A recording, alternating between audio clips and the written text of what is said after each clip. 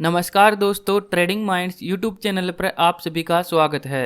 आज के इस वीडियो में हम हाई प्रोबेबिलिटी ट्रेडिंग बुक के पहले चैप्टर के बारे में डिस्कस करेंगे। फ्रेंड्स, इस बुक में टोटल 18 चैप्टर्स दिए गए हैं जिनको 5 पार्ट्स में डिवाइड किया गया है। इन सभी चैप्टर्स को हम इस सीरीज में डिटेल में डिस्कस करेंगे। इन 5 पार्ट्स में से पहला पार्ट है the building blocks of trading, जिसमें पहला चैप्टर दिया गया है द ट्यूशन ऑफ ट्रेडिंग। इसमें ऑथर बताते हैं कि लोग जब ट्रेडिंग में आते हैं तो बिना किसी एक्सपीरियंस या थोड़े एक्सपीरियंस के साथ आते हैं और एक्सपेक्ट करते हैं कि डे 1 से ही वे एक सफल ट्रेडर जितना प्रॉफिट कमाने लग जाएंगे, लेकिन ऐसा होना कभी पॉसिबल नहीं है। जब कोई डॉक्टर, इंजीनियर या लॉयर बनता है तो वह भी पहले कुछ सालों तक उस प्रोफेशन से रिलेटेड पढ़ाई करता है, उसके बारे में सीखता है और इसके लिए वह यूनिवर्सिटीज में लाखों रुपए भी खर्च करता है।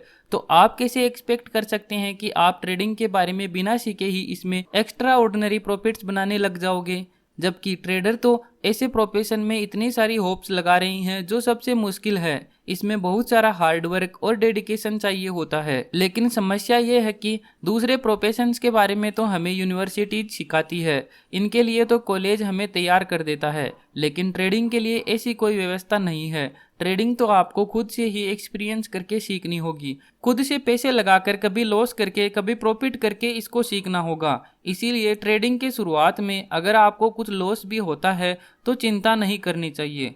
ऑथर बताते हैं कि शुरू के 1-2 सालों को तो केवल लर्निंग ईयर्स की तरह ही लेना चाहिए। इसमें आपको प्रॉफिट कमाने पर ध्यान ही नहीं देना चाहिए, बल्कि सीखने पर और अपना कैपिटल बचाने पर फोकस करना चाहिए। इस टाइम को ऐसे लेना चाहिए जैसे हम स्कूल या कॉलेज में किसी प्रोफेशन के बारे में सीख रहे हैं, और शुरू में तो आपको अपने कैपिटल को ट्रेडिंग कैपिटल मानने के बजाय लर्निंग कैपिटल समझना चाहिए और शुरू में अपने कैपिटल को केवल स्मॉल पोर्शन में ही रिस्क करना चाहिए। इस लर्निंग कैपिटल में अगर आपको लॉसेस भी होती हैं तो चिंता नहीं करनी है। जो भी आज सक्सेसफुल ट्रेडर हैं उनमें से ज़्यादातर ने शुरू में लॉस करके ही सीखा है और आज वे ट्रेडिंग में बहुत सक्सेसफुल हैं। चाहे तो आप मार्केट विजार्ड्स बुक पढ़ के देख लो, उसमें जितने ट्रेडर्स के इंटरव्यू हैं उनमें से ज़्यादातर ने अपनी ट्रेडिंग करियर की शुरुआत में लॉसेस किए हैं, बल्कि वे कई बार तो वाइप आउट भी हुए हैं। इस जर्नी में कई बिगिनर शुरू के लॉसेस के बाद ही गिव अप कर देते हैं और यही वे लोग हैं जो ट्रेडिंग और स्टॉक मार्केट को गैम्बलिंग समझते हैं। लेकिन जो लोग इस लर्निंग कर्व से डिस्करेज नहीं होते और इसे एक्सेप्ट करके हार्डवर्क करते हैं, उनके सफल होने के चांसेस बहुत ज्यादा होती हैं। नए ट्रेडर्स को शुरू में ये सब चीजें सीखने पर ध्यान लगाना चाहिए कि ऑर्डर्स कैसे लगाते हैं, एग्जिट्स कैसे करते हैं, टेक्निकल एनालिसिस कैसे करते हैं, चार्ट रीड कैसे करते हैं, ट्रेडिंग सिस्टम कैसे बनाए जाते हैं, उनको बैक टेस्ट कैसे करते हैं, ट्रेडिंग में डिसिप्लिन कैसे लाया जाता है, मनी मैनेजमेंट प्लान कैसे बनाते हैं,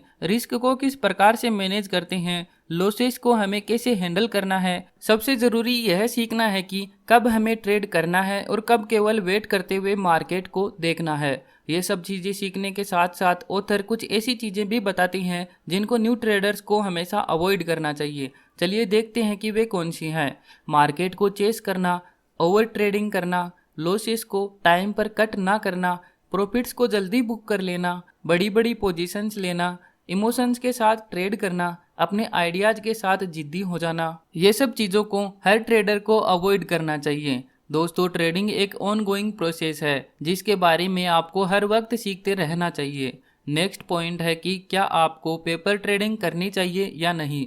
दोस्तों, ऑथर बताते हैं कि चाहे आपने ट्रेडिंग के ऊपर कितनी ही बुक्स क्यों ना पढ़ी हो और कितनी ही पेपर ट्रेडिंग की हो, लेकिन जब आप रियल मनी से ट्रेडिंग करते हैं तो सब कुछ बदल जाता है, क्योंकि पेपर ट्रेडिंग में कोई रियल मनी नहीं लगी होती, इसीलिए कोई इमोशंस भी उसके साथ नहीं जुड़ा होता। जब हम रियल मनी से ट्रेडिंग करते हैं तो इमोशंस एक्शन में आते हैं और हम गलतियां करते हैं। रियल मनी लूज करने पर आपको इमोशनल पेन होगा, जो कि पेपर ट्रेडिंग में कभी फील नहीं होता है। इसलिए पेपर ट्रेडिंग हमें उतना हेल्प नहीं करती है। कुछ चीज़ें हैं जिनमें पेपर ट्रेडिंग आपको हेल्प करती है, इसलिए यह बेटर है कि न्यू ट्रेडर्स को रियल मनी से ट्रेडिंग करने से पहले कुछ समय तक पेपर ट्रेडिंग जरूर करनी चाहिए। अगला जो पॉइंट है वो है स्टार्टअप कैपिटल, कि आपको कितने कैपिटल के साथ ट्रेडिंग शुरू करना चाहिए। इस बुक के ऑथर एक अमेरिकन ट्रेडर हैं, तो अमेरिकन मार्केट के हिसाब से ऑथर रिकमेंड करती हैं कि एक ट्रेडर को मिनिमम $25,000 से शुरू करना चाहिए, जो कि इंडियन रुपीज में होते हैं लगभग 18 से 20 लाख रुपए। लेकिन दोस्तों इंडियन मार्केट के हिसाब से हम देखें तो हमें कम से कम 1 से 2 लाख रुपए के कैपिटल से ट्रेडिंग शुरू करनी चाहिए। कई लोग ट्रेडिंग में 5-10 हजार रुपए का कैपिटल लेकर शुरू कर देते हैं, जो कि कुछ एक मिस्टेक्स के बाद ही वाइप आउट हो जाता है। फिर उन्हें ट्रेडिंग करने के लिए फिर से कैपिटल जुटाना पड़ता है और उतने टाइम तक वे मार्केट से दूर रहते हैं। इसलिए आपको एक इनफ कैपिटल से शुरू करना चाहिए, जिससे कि शुरुआत में आप जो गलतियां करते हैं उनसे आप पूरी तरीके से वाइप आउट ना हो। जब आप वाइप आउट हो जाते हैं और फिर उसके बाद कोई राइट मूव आता है तो इससे ज़्यादा फ्रस्ट्रेटिंग और कुछ भी नहीं होता है। दोस्तों यह मेरे साथ भी हो चुका है और हमारे ऑथर के साथ भी यह हो चुका है। ऑथर बताते हैं कि उन्होंने 7 साल के पीरियड में लगभग $75,000 का लॉस किया है, तब जाकर वे एक कंसिस्टेंट ट्रेडर बन पाए हैं। इनफ कैपिटल होने का अर्थ है कि आप 1-2 गलतियां करने के बाद ही वाइप आउट नहीं होते। आपको एक ट्रेडर जो शुरुआती मिस्टेक्स करता है उनके लिए इनफ रूम मिल जाता है। जैसे जैसे आप गलतियों से सीखते जाते हैं आपकी गलतियां कम होती जाती है और आप एक सफल ट्रेडर बनते जाते हैं और इस लर्निंग प्रोसेस में आपको वाइप आउट होने का डर भी नहीं रहता है। नेक्स्ट पॉइंट है इंजॉइंग लाइफ। ऑथर बताते हैं कि ट्रेडिंग कैपिटल के अलावा भी आपको अपनी लाइफ इंजॉय करने के लिए, अपने घर चलाने के लिए पैसे चाहिए होते हैं। इसके लिए भी आपके पास इनफ फंड्स होने चाहिए। ऐसा नहीं कि आपने अपना सारा पैसा ट्रेडिंग में ही लगा दिया है। ट्रेडिंग करते वक्त आपको घर चलाने और बिल्स पे करने के लिए टेंशन नहीं होनी चाहिए। जब आप इस बात की चिंता करते हैं तो इससे आपकी ट्रेडिंग सफ़र करती है। नेक्स्ट पॉइंट है टूल्स। वैसे तो आजकल बहुत सारे टेक्निकल टूल्स जो ट्रेडिंग में आपको हेल्प करते हैं वे फ्री अवेलेबल हैं, लेकिन अगर आपको कुछ बाई करना पड़े तो उसके लिए भी आपके पास इनफ फंड्स होने चाहिए। टूल्स जैसे कि चार्टिंग सॉफ्टवेयर, टेक्निकल इंडिकेटर, एक अच्छा कंप्यूटर एटसेट्रा। अगला पॉइंट है लर्निंग फ्रॉम द मिस्टेक्स। एक सक्सेसफुल ट्रेडर और लूजिंग ट्रेडर के बीच अंतर यही होता है कि वे अपनी मिस्टेक्स को कैसे डील करते हैं। जब भी आपको लगे कि आपने कुछ गलत किया है तो उस पर विचार करो।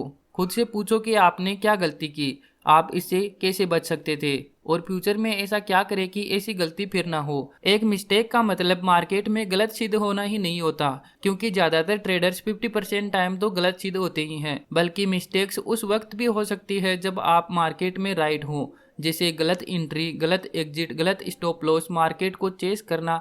ये गलतियां उस वक्त भी होती है जब आपने प्रॉफिट बनाया हो। इन पर भी आपको ध्यान देना चाहिए। मिस्टेक्स करना और उनसे सीखना तो ट्रेडिंग का एक पार्ट है, इसलिए उनसे सीखना बहुत जरूरी है। नेक्स्ट पॉइंट है प्रिजर्विंग प्रीशियस कैपिटल। ऑथर बताते हैं कि ट्रेडिंग में बने रहने के लिए अपने कैपिटल को प्रिजर्व करना बहुत जरूरी है। वे बताते हैं कि उनका एक साथी ट्रेडर हमेशा नोटपैड पर सबसे ऊपर PPC लिखता है, जिसका अर्थ है प्रिजर्व प्रीशियस कैपिटल। वह कहता है कि पैसे बनाने के बारे में भूल जाओ, बस अपने कैपिटल को प्रिजर्व करने पर फोकस करो। यदि आप ट्रेड्स लेते हुए अपने कैपिटल को प्रिजर्व कर पाते हो तो आप बहुत सारे ट्रेडर से पहले ही आगे खड़े हो। और एक विनिंग ट्रेडर बनने की यही है कि जब भी आप लूज करो तो आपका लॉस थोड़ा हो और जब आप प्रॉफिट करो तो आपका प्रॉफिट बड़ा हो। जब आप अपना फोकस विन करने से हटाकर लूज ना करने पर लगा देते हैं तो ट्रेडिंग में जीतना आसान हो जाता है। आपके प्रॉफिट के बारे में सामने वाला ट्रेडर खुद ही सोच लेता है। नेक्स्ट पॉइंट है थिंक स्मॉल। ट्रेडिंग के शुरुआत में आपको अपने रिस्क को मिनिमम रखना चाहिए। अगर आप स्टॉक्स में ट्रेड करते हैं तो एक बार में 100 स्टॉक से ज़्यादा ट्रेड नहीं करें और अप एंड डाउन में ट्रेड करते हैं तो एक लॉट से ज़्यादा बड़ी पोजीशन ना लें, फिर चाहे आपके पास कितनी भी कैपिटल क्यों ना हो। और शुरुआत में आपको ब्लो आउट होने से भी बचना चाहिए। नेक्स्ट पॉइंट है कीपिंग ए जर्नल। सभी ट्रेडर्स को अपनी प्रोग्रेस को ट्रैक करना चाहिए। इसका सबसे अच्छा तरीका है कि आप एक जर्नल रखें। इसको रेगुलर प्रैक्टिस करने से आपको पता चलता है कि आपके लिए क्या काम करता है और क्या नहीं करता। यह आपको डिसिप्लिन क्रिएट करने में भी काफ़ी हेल्प करता है, जिसकी एक सक्सेसफुल ट्रेडर को सबसे ज़्यादा ज़रूरत होती है।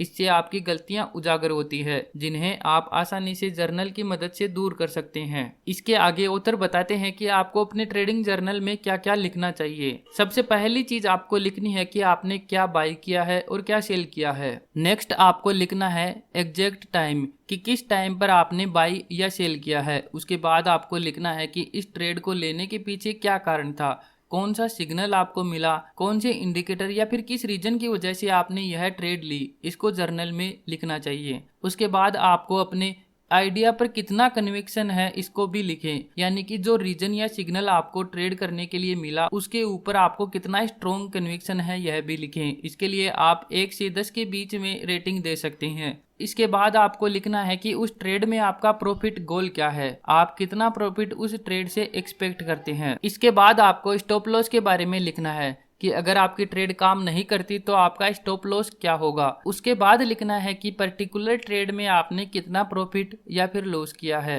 इसके बाद अगला आपको लिखना है कि किसी ट्रेड को आपने कितने समय तक होल्ड किया है। तो दोस्तों, यह जर्नल बनाने के बाद आपको इस जर्नल को समय समय पर रिव्यू भी करना है। आपने क्या मिस्टेक्स की हैं और उन्हें अवॉइड करने के लिए क्या आपने स्टेप्स लिए हैं, इस तरह से यह सब आपको रिव्यू करना है। इस तरह से आप जल्दी से एक बहुत ही सक्सेसफुल ट्रेडर बन जाएंगे। तो फ्रेंड्स, यह था आज का हाई प्रोबेबिलिटी ट्रेडिंग बुक का पहला चैप्टर। आई होप इससे आपको बहुत कुछ सीखने को मिला होगा। अगर हाँ, तो आप इस वीडियो को लाइक करना ना भूलें और हमारे चैनल को सब्सक्राइब कर लीजिए आगे के चैप्टर्स देखने के लिए। Thank you.